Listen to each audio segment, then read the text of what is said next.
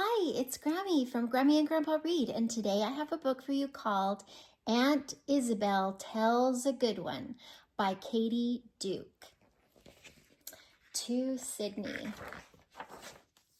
Tell me a story, said Penelope. What kind of story? Asked Aunt Isabel. A good story, said Penelope.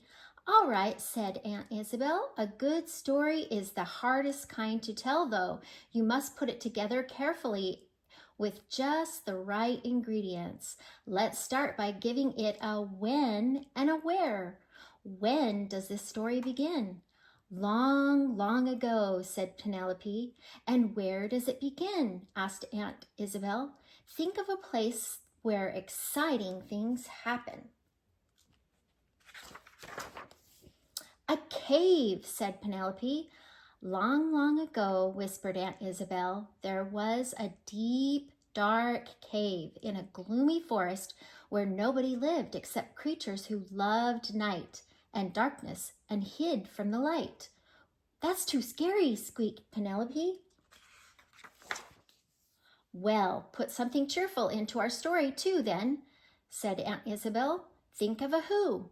Who shall be in this story?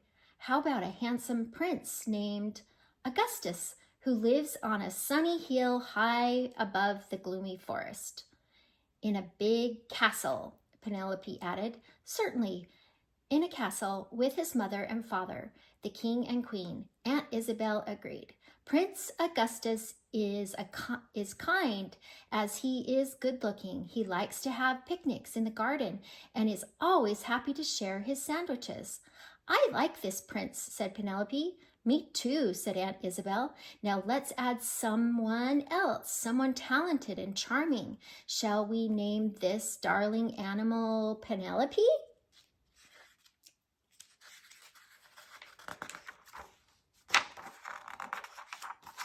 Lady Penelope, said Penelope. Lady Nell for short, said Aunt Isabel. Where does she come from? Nobody knows. She travels about wherever she likes, and she learned many secrets and clever ways from the creatures she has met. She can fiddle like a cricket, sing like a dove, and wiggle her ears as well as any jackrabbit. Best of all, she has 4 pet fireflies that she can juggle just like spinning gold. One day her travels take her by the castle. Prince Augustus hears her singing. What a beautiful voice, he thinks. He offers her a sandwich. What a generous heart, she thinks. Pretty soon, guess what happens? They fall in love, Penelope exclaims. Exactly. So now our story has romance in it too, said Aunt Isabel. This story is coming out nice, Penelope said. Too much niceness can be dull, though, said Aunt Isabel. We'll add a problem. Listen. The king looks out from the castle and growls. Who is that raggedy girl? A dreadful creature, sniffs the queen. Can you imagine? She wiggles her ears, most unladylike. Not the sort of animal we want our prince to know, thunders the king. Be gone with her. And with that, they send Lady Nell away and forbid Augustus ever to speak to her again. Isn't that sad? Asked Aunt Isabel. I think we should leave the problem part out, grumbled Penelope. Just wait until you hear what happens next, said Aunt Isabel, because now we put villains into the story. Alone and sad, Augustus sits in the garden weeping onto his sandwiches. Night comes and he still weeps. Finally, the queen goes out to scold him for being foolish, but he's gone. On the garden seat lies a note. It says, the prince has been snatched. Give up the throne if you want him back. Signed, Idiot Mole and the Bad Egg Bat. Oh, how the queen weeps. Oh, how the king wails. And oh, the panic there is in the kingdom. Odious Mole and Bad Egg Bat, those bullies who lurk in the dark, plotting their mischief, are on the rampage. The townsfolk pack their things and rush to escape. The king and queen wring their paws, wondering what to do. But when Lady Nels hears the news, she doesn't run away. She doesn't waste time with paw wringing. She leaves her camp-out place, sneaks back to the castle garden, and finds a clue. A trail of sandwich crumbs led away from the castle and into the gloomy forest at the bottom of the hill. Uh-oh, more scary stuff, cried Penelope. A little danger is good for a story, said Aunt Isabel.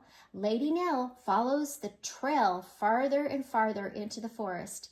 At last, she comes to the mouth of the deep, dark cave. Should she go inside? No, squeaked Penelope. Well, somebody's got to save the prince, argued Aunt Isabel. So Lady Nell marches in. There are shadows all around. The caves twist and winds, and she turns a corner and sees Prince Augustus all tied up. Nellie, he shouts. Augie, she cries, and leaps to help him. Suddenly, a voice snarls, not so fast, my little friends, and out rushes Idiot Mole with a sneer, and he reaches toward them with his long, sharp claws. Oh no, cried Penelope. What are they going to do? Quick as a flash, Aunt Isabel replied. Lady Nell calls her fireflies and begins to juggle. She juggles? Cried Penelope. Why? Because remember, she has traveled far and wide, answered Aunt Isabel, and she has learned that the secrets of creatures who hide in the darkness of caves. So up go the fireflies, and they spin and sparkle and light up the cave like bright gold stars. Spades and shovels, yelps Idiot. My eyes, the light hurts my eyes. Get them away from me. Run, Augustus, cries Lady Nell. After them, Bad Egg, snarls Odious. Down from the ceiling swoops Bad Egg Bat, squealing, hee, you can't stop a bat with your punny fireflies. I'll eat them up. What a treat. Hee. Lady Nell and Augustus scurry into the shadows to hide, but Bad Egg screeches, hee. The bat can find you in the dark. I can hear where you are. Run quietly, Augustus, whispers Lady Nell. But their paws go skitter on the floor. Hee, I hear you, squeals the Bad Egg. I'll get you now. What will Lady Nell do? Sing, Augustus, she cries, and they both start to sing as loudly as they can. Their voices echo and echo and echo through the cave. Soon it sounds like 100 princes and Lady Nell's. What a racket. Now Bad Egg can't tell which voices are real ones, and he doesn't know which ones to follow. Barns and belfries, stop the noise, he screeches, stop the noise. Around and around he flies, bang, bang against the walls. Finally, he knocks himself out on the head and falls down in a heap. Lady Nell and Prince Augustus dash out of the cave. They do not stop running until they're out of the forest and safely back at the castle on the hill. With shouts of joy, the king and queen rush to greet them. When Augustus tells them of Lady Nell's courage and cleverness, the king hugs her, and the queen says, What fools we've been, my dear. You will always be welcome here. And Lady Nell wiggles her ears with delight. The king and queen call the whole kingdom together for a celebration, and everyone dances until dawn while the fireflies twirl and somersault overhead. As for Odious and Bad Egg, they slink back into the depths of the cave and stay there, not daring to come out, for they know no one will ever be afraid of them again. Is that the end? Asked Penelope. It's the happy ending every good story should have, Aunt Isabel replied. Do Prince Augustus and Lady Nell get married? Asked Penelope. I wouldn't be surprised, would you? Said Aunt Isabel. But first, Lady Nell becomes a famous musician, and first, Prince Augustus becomes a good and wise king. All that will have to wait, though, until we are ready to make up another good story. And now, my dear Penelope, it's time to go to bed. Oh, that is a good story, huh? And the cool thing about this story is she tells you how to write your own stories.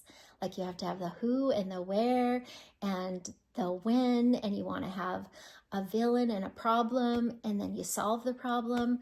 It's great. I hope you like this book. Please subscribe to our channel and like the video.